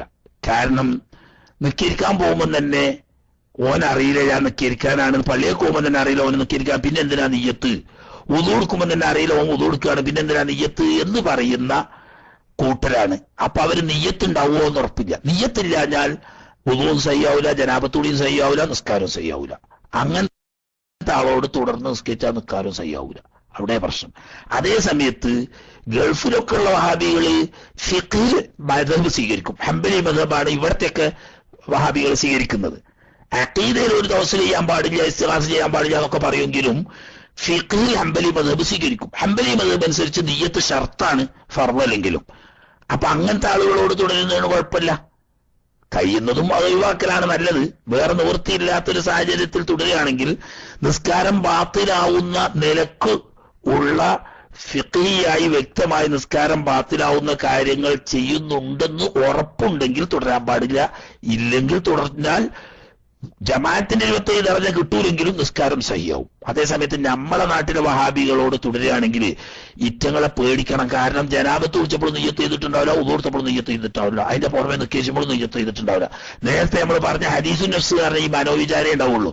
മനോവിചാരം കൽബ് കൊണ്ടുള്ള ഒരു മനഃപൂർവ്വമുള്ള പ്രവൃത്തി അല്ലാത്തത് കൊണ്ട് അത് അമലായി സ്വീകരിക്കപ്പെടൂല, നെയ്യത്ത് ഉണ്ടാവില്ല. അങ്ങനെ ഒന്നാം നിസ്കാരം സഹിയാവൂല. അങ്ങനൊന്നുമില്ല. ഫിഖ്ഹിലൊക്കെ മദ്ഹബൊക്കെ സ്വീകരിച്ച് അമൽ ചെയ്യുന്നവരാണ്. ബാഹ്യമായ നിസ്കാരം ബാത്തിലാവുന്ന കാര്യങ്ങളൊന്നും ചെയ്യുന്നില്ലെങ്കിൽ തുടരുന്നത് കൊണ്ട് കുഴപ്പമില്ല, നിസ്കാരം സഹിയാവും. ബാങ്ക് കൊടുക്കാനായി സമയം. ഇനി ഉമർ മക്കയൊക്കെ ഉണ്ട് വന്ന് നിൽക്കുന്നത്. പക്ഷേ ഇന്ന് പറഞ്ഞാല് ബാങ്ക് കൊടുത്തിട്ടേക്കാരം പറച്ചിൽ. അതുകൊണ്ട് ബാക്കിയുള്ളവരൊക്കെ ദയവ് ചെയ്ത് ഇൻഷാ അല്ലാഹ് റബ്ബ് തൗഫീഖ് ചെയ്താൽ നാളെ റബ്ബിന്റെ തൗഫീഖ് ഉണ്ടെങ്കിൽ നമുക്ക് പറയാം. ഹലോ, അതൊന്നുമല്ല. അല്പം മനിയെ ഉറപ്പെട്ടാൽ തന്നെ 2 കൊല്ലത്തിൽ താഴെയുള്ളതിനാണല്ലോ നമ്മൾ അല്പം എന്ന് പറയാ. കുറഞ്ഞ വെള്ളം എന്ന് പറഞ്ഞാൽ 2 കൊല്ലത്തിൽ താഴെയുള്ളത്, അധികരിച്ച് എന്ന് പറഞ്ഞാൽ 2 കൊല്ലത്തുള്ളത്. അപ്പൊ 2 കൊല്ലത്തൊക്കെ അൽബിസക്കാഫിയൊക്കെ സാധാരണ പറയണത് വെറുതെ ചെറുക്കിനും അറിയല്ല. കുറഞ്ഞത് തന്നെ 2 കൊല്ലത്തിൽ താഴെയുള്ള. കുറച്ചൊക്കെ മനിയെ ഉറപ്പെട്ട കുളിക്കേണ്ടതില്ല എന്ന് പറയുന്ന സ്വന്തം മുത്തലഖ് മുജ്തഹിദ് ഉൾപ്പെടെയുള്ള ആളുകൾ ജീവിക്കുന്ന, അതിന്റെ പുറമെ കുളിച്ചാൻ പോകുമ്പോൾ തന്നെ അറിയില്ല കുളിക്കുകയാണെന്ന്. പിന്നെ എന്തിനാണ് നിയ്യത്ത് എന്ന് ചോദിക്കണോല് ജനാപത്തുണ്ടായിട്ട് കുളിച്ചിട്ടുണ്ടാവില്ല. അതുപോലെ തന്നെ നിസ്കരിക്കാൻ പള്ളിയിൽ പോകുമ്പോൾ തന്നെ നിസ്കരിക്കാനാണെന്ന് അറിയില്ലേ എന്ന് അറിയണവര് പിന്നെ നിയ്യത്ത് ചെയ്തിട്ടുണ്ടാവില്ല. നിയ്യത്ത് എന്നത് കൽബ് കൊണ്ട് മനഃപൂർവ്വം ചെയ്യുന്ന ഒരു പ്രവൃത്തിയാണ്. അത് അൽ ഖസ്തു ബിൽ ഖൽബ്, കരുതി ഉറപ്പിക്കലാണ് മനസ്സുകൊണ്ട് എന്ന് പറയുന്നത് ചെയ്യാത്തോടത്തോളം ശരിയാവില്ല. അപ്പൊ അതുകൊണ്ട് അത് സൂക്ഷിക്കുക. ബാക്കി ചോദ്യകർത്താക്കളൊക്കെ ഇൻഷാ അല്ലാഹ് റബ്ബ് തൗഫീഖ് ചെയ്തെങ്കിൽ നാളെ നമുക്ക് വീണ്ടും കാണാം. ആരാണ്? ഒരു സഹോദരൻ എന്റെ കുട്ടി ഹോസ്പിറ്റലിലാണ്, പ്രത്യേകം ദുആ ചെയ്യണം എന്ന് പറഞ്ഞിട്ടുണ്ട്. മറ്റൊരാള് എന്റെ മൂത്തച്ഛൻ ഇന്നലെ മരണപ്പെട്ടു, ഇന്നലെ ഉമ്മാന്റെ ആണ്ടുമായിരുന്നു, അങ്ങനെ ദുആ ചെയ്യാൻ പറഞ്ഞിട്ടുണ്ട്. നമ്മള് ദുആ ചെയ്യാനൊന്നും അർഹരല്ലെങ്കിലും ഇൽമിന്റെ മജ്ലിസാണല്ലോ. ആ മജ്ലിസിന്റെ ബർക്കത്ത് കൊണ്ടും നല്ല ഉദ്ദേശത്തോടു കൂടി ഇൽമു പഠിക്കാൻ വന്ന കുറെ ആളുകളുണ്ട്. അവരുടെയൊക്കെ ബർക്കത്ത് കൊണ്ടും അല്ലാഹു തആല ആ രോഗിയായ ആശുപത്രിയിലുള്ള ആ കുട്ടിയുടെയും അതുപോലെ നമ്മുടെ ബന്ധപ്പെട്ടവരുടെയും രോഗം അല്ലാഹു തആല പൂർണ്ണമായി ശിഫ നൽകി ആഫിയത്ത് എളുപ്പമാക്കി കൊടുക്കുമാറാകട്ടെ. അതുപോലെ തന്നെ മരണപ്പെട്ട ഒരു സഹോദരന്റെ മൂത്തച്ഛൻ മരണപ്പെട്ട അദ്ദേഹത്തിന്റെയും മരണപ്പെട്ട ഉമ്മയുടെ ആണ്ടാണ് ആ ഉമ്മയുടെയും ഒക്കെ ആഖിറം അല്ലാഹു തആല സന്തോഷമാക്കി കൊടുക്കുമാറാകട്ടെ. അവരുടെയൊക്കെ ജീവിതത്തിൽ വന്നുപോയ തെറ്റുകുറ്റങ്ങൾ അല്ലാഹു തആല അവന്റെ മഹളായ ഫضല് കൊണ്ട് വിട്ടുപുറത്ത് മാപ്പാക്കി കൊടുക്കുമാറാകട്ടെ. അവരുടെയൊക്കെ ആഖിറം അല്ലാഹു തആല സന്തോഷത്തിലാക്കുമാറാകട്ടെ. നാളെ ജന്നാത്തുൽ ഫിർദൗസിൽ അവരോടൊപ്പം നമുക്കും ഒരുമിച്ച് കൂടി ഹബീബായ നബി സല്ലല്ലാഹു അലൈഹി വസല്ലം തങ്ങളുടെ മറ്റ് മഹാന്മാരുടെയും കൂടെ ഒരുമിച്ച് കൂടി റബ്ബിന്റെ ലിഖാ കാണാനുള്ള ഭാഗ്യം അവർക്കും നമുക്കും അല്ലാഹു തആല തന്ന് അനുഗ്രഹിക്കുമാറാകട്ടെ. അൽഹംദുലില്ലാഹി റബ്ബിൽ ആലമീൻ. അല്ലാഹുമ്മ സ്വല്ലി അലാ സയ്യിദിനാ മുഹമ്മദ് വഅലാ ആലി സയ്യിദിനാ മുഹമ്മദ്. റഹ്മാൻ റഹീമായ രാജസയ്യിദായ തമ്പുരാനെ, ഞങ്ങൾ വിവരമില്ലാത്ത സാധുക്കളാണ്, ഒരുപാട് തെറ്റുകുറ്റങ്ങൾ ജീവിതത്തിൽ വന്നുപോയവരാണ്. നീ ഞങ്ങൾക്ക് വിട്ടുപുറത്ത് മാപ്പാക്കി തരണേ റബ്ബേ. ഞങ്ങളുടെ വാക്കുകളും പ്രവൃത്തികളും നടപടികളും സ്വഭാവങ്ങളും നീ